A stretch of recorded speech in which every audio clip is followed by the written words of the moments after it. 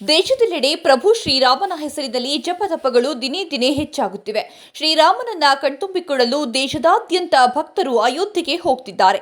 ಈ ಸಂದರ್ಭದಲ್ಲಿ ಬೆಂಗಳೂರಿನ ನಂದಿನಿ ಲೇಔಟ್ನ ಕೃಷ್ಣಾನಂದ ನಗರ ವೃತ್ತದಲ್ಲಿ 40 ಅಡಿಯ ರಾಮನ ಕಟ್ಔಟ್ ಧರೆಗುರುಳಿದ ಘಟನೆ ನಡೆದಿದೆ. ಅಯೋಧ್ಯೆಯ ರಾಮಲಲ್ಲ ಪ್ರತಿಷ್ಠಾಪನೆ ಹಿನ್ನೆಲೆಯಲ್ಲಿ ರಾಮನ 40 ಅಡಿಯ ಕಟ್ಔಟ್ ಸ್ಥಾಪಿಸಲಾಗಿತ್ತು. ಆದರೆ ಬಿಬಿಎಂಪಿ ಅವರು ಕಟೌಟ್ ತೆರವು ಮಾಡಿರಲಿಲ್ಲ. ಅದೃಷ್ಟವಶಾತ್ ಕಟೌಟ್ ಬೀಳುವ ಸಂದರ್ಭದಲ್ಲಿ ಯಾವುದೇ ವಾಹನಗಳು ಹಾಗೂ ವ್ಯಕ್ತಿಗಳು ಸ್ಥಳದಲ್ಲಿ ಸಂಚಾರವಿರದ ಕಾರಣ ದೊಡ್ಡ ದುರಂತ ತಪ್ಪಿದಂತಾಗಿದೆ.